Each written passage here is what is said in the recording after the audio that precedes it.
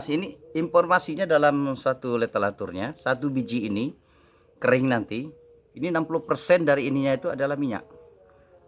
Nah, ini. Ya. Nah, ini kan kelihatan minyaknya ini.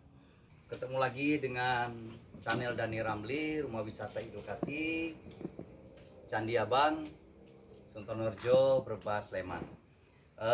Siang ini kita sedikit untuk memberikan informasi dan juga edukasi untuk jangka panjang.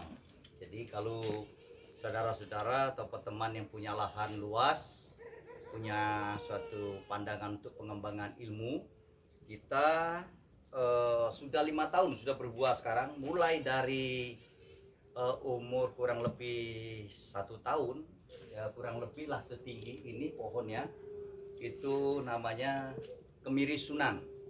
Jadi secara teori ataupun penemuan-penemuan yang lain itu sudah ada. Cuman kita ini ingin mencoba ataupun menggunakannya ataupun meraciknya nanti, ataupun tahu persis pohon itu kayak seperti apa gitu ya. Atau mungkin perawatannya, pupuk dan sebagainya. Nah, kemiri Sunan ini dengan harapan kita berdasarkan teori juga yang sudah ada bahwa bahan untuk biodiesel ya. Jadi tidak dikonsumsi informasinya oleh manusia, tetapi difokuskan untuk bahan bakar biodiesel. Nah, informasi dari literatur yang ada kurang lebih 60% minyak yang ada di dalamnya. Nanti kita coba cek dari hasil buahnya dan kita lihat tanamannya dan kelihatan pohonnya. Nah, ini boleh dicoba dilihat. Ini adalah pohonnya ini. Nah, kita tanam di sebelah rumah kita. Itu kurang lebih umurnya 5-6 tahun. Nah, itu sudah berbunga, sudah berbuah. Kita cuma punya 2 pohon.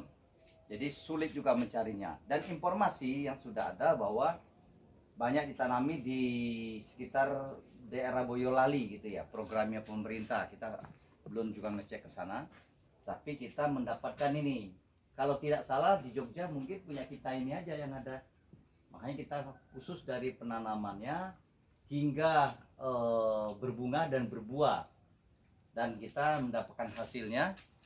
Nah, nanti inilah bahannya, kita kumpulkan buahnya itu, kita untuk teliti sendiri membuat minyak gitu ya. Nah, coba lihat di sini.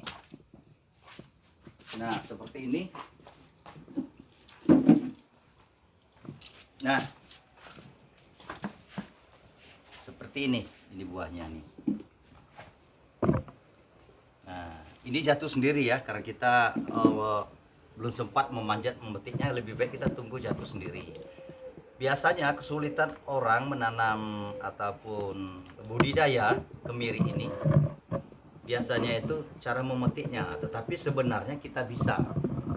Kita buat sekarang sudah banyak bahan yang bisa membantu. Nanti kita rencanakan sekeliling dari pohon itu sampai ke pohonnya akan kita kasih paranet. Nah, jadi kalau dia jatuh langsung mengumpul di satu tempat, kita letak karung, ataupun kalau daerah kami Sumatera itu namanya bronang gitu ya. Ya, jadi seperti ini. Jadi ada bentuk wadah, itu namanya bronang, tapi bahan sama dari bambu. Nah, ini yang kita lihat, ini buahnya seperti ini.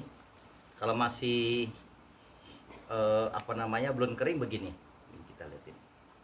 Nah, ya, ini kulit luarnya. Mudah-mudahan nanti kita bisa teliti juga ini ada minyaknya atau untuk bahan apa.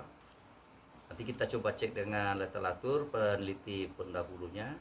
Cuman kalau kita fokus betul dari kita tanam tanamannya, terus sampai dia berbuah kita ikutin. Nah, jadi ini ada kulit lagi. Nah, ini seperti ini. Nah, jadi begini.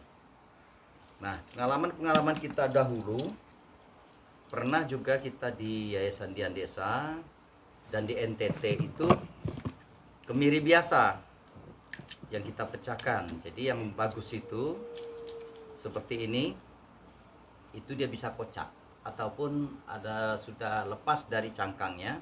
Nah, itu untuk mempermudah apa namanya, dengan cara memukul. Dulu ada teknologi tepat gunanya, tapi saya nggak tahu itu sudah berhasil apa belum, karena waktu itu saya langsung sudah selesai skripsi di sana, jadi saya tidak mengikuti lagi. Nah, ini yang kita akan coba. Nah, nanti seperti ini. Nah, harusnya ini dijemur dulu nanti seperti ini, dijemur nanti sampai ya apa ya, antara kulit dan dagingnya itu terpisah, ada bisa berbunyi gitu. Nah, itu untuk mempermudah, biasanya tradisional memecahkannya gitu. Nah, ini kita coba nanti kulit-kulit ini bermanfaat apa enggak, nanti kita coba. Ini baru kita dapat dalam kurang lebih lah setengah bulan ini dia jatuh. Jadi seperti ini nanti kita buka gini. Nah, kalau menurut informasi ataupun literatur yang ada, memang dipersiapkan untuk biodiesel gitu ya, karena minyak terkandung di dalamnya ini itu 60% gitu, seperti itu, seperti ini. Nah, 60%. Jadi ini yang pernah kita lakukan selama ini. Nah, ini coba, ini seperti ini, bentuknya seperti ini.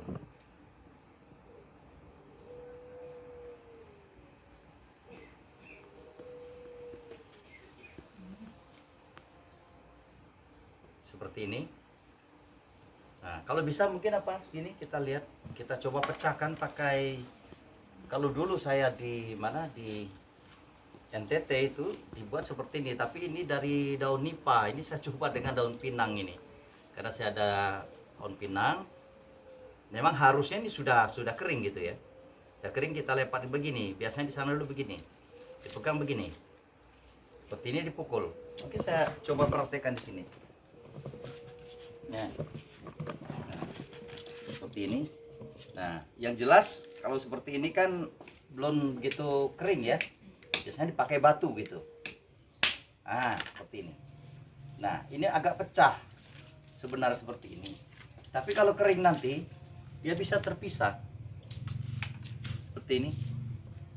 Coba lihat. Nah, ini kan pecah. Kalau dia itu apa namanya sudah kering nanti, ini dia terpisah. Ini kan dia masih ikut kulitnya, masih ikut kulitnya ini, seperti ini. Nah, kita boleh bisa tes, mungkin lebih dekat lagi sini, dekat sini coba. Nah ya, kita coba nih. Kita lihat minyaknya ya. Nah ini kita coba dengan gini aja. Ini, tuh, banyak sekali kan minyaknya ini. Nah, ini kita coba, nanti kita praktekkan yang punya kita. Jadi kalau punya orang lain mungkin sudah penelitian, kalau kita coba nanti sendiri. Nah, rencana kita akan buat bibit juga nanti. Kalau memang ini nanti setelah penelitian kita sesuai dengan penelitian pendahulunya atau mungkin lebih bagus, ya kita budidayakan. Ya, kita tinggal hitung berapa investasinya, manfaatnya bagaimana. Nah, seperti ini. Coba lihat lagi sekali, coba. Ya, nah ini. Nah, ini nanti diperas. Ini informasinya dalam suatu literaturnya, satu biji ini kering nanti, ini 60% dari ininya itu adalah minyak. Nah, ini. Ya. Nah, ini kan kelihatan minyaknya ini. Nah, setahu kita baru hanya untuk biodiesel ya, tapi kalau untuk makan informasinya tidak ini. Tapi kita nggak tahu nanti. Nah, ini kelihatan minyaknya. Ya, inilah hasil tanaman kita, dan kita pakai dengan apa namanya, pupuk kita sendiri. Kita coba di daerah Candi Abang ini, ternyata bisa hidup gitu. Nah, bisa hidup, kita tambah dengan pupuk hasil dari apa namanya, kotoran burung yang dimakan oleh apa namanya, cacing, kascing. Ya, ini seperti ini jadi hasilnya. Nah, semoga ini nanti sebagai informasi aja dulu bahwa ada kemiri Sunan gitu, selain kemiri biasa gitu. Nah, dan juga di tanah di sini otomatis kalau ini bisa hidup, ya kemiri biasa pun bisa bagus gitu. Jadi tidak harus jati, tidak harus pohon mahoni. dan juga pohon yang lainnya. Jadi kita bisa memanfaatkan, ada dua, bisa memanfaatkan kayunya nanti. Terus cangkangnya ini biasanya ini kita buat arang. Kalau dulu di penelitian kita waktu di Yayasan Dian Desa dan juga di NTT, kulitnya ini kita bisa buat arang, bisa jadi arang aktif. Jadi manfaat juga ini, seperti ini cangkangnya, terus dagingnya ini tadi. Nah, kalau yang kemiri biasa itu ampasnya bisa untuk dicampur untuk makanan ternak. Tapi kalau yang ini kita belum berani coba, semua kita tahu ada hasilnya minyaknya aja. Nah, inilah yang kita bisa berikan sedikit informasi di siang hari ini untuk tanaman yang berguna untuk biodiesel gitu ya. Biodiesel itulah rumah wisata edukasi itu kegunaannya, bahwa apa aja yang bisa kita teliti, apapun yang kita berikan informasi, silakan siapapun juga untuk memperdalamnya. Jadi ini udah ada juga tuntunannya, teorinya, nanti ada literaturnya. Kalau kami hanya menyiapkan, oh pohonnya seperti apa, ini pohonnya sudah ada, buahnya seperti apa, kami sudah ada. Tinggal aja nanti adik-adik yang dari universitas manapun juga, dari Sabang sampai Merauke, silakan. Cuman kita cuma punya 2 pohonnya, dan akan kita bibit nanti ini. Sebagian kita akan bibitkan untuk pengembangan berikutnya. Terima kasih. Informasi kami dari Rumah Wisata Edukasi Candi Abang, Sutonorejo, Brebes Timur, Sleman, Yogyakarta. Jangan lupa selalu melihat channel Dhani Ramli. Terima kasih, sukses bagi kita semua. Amin.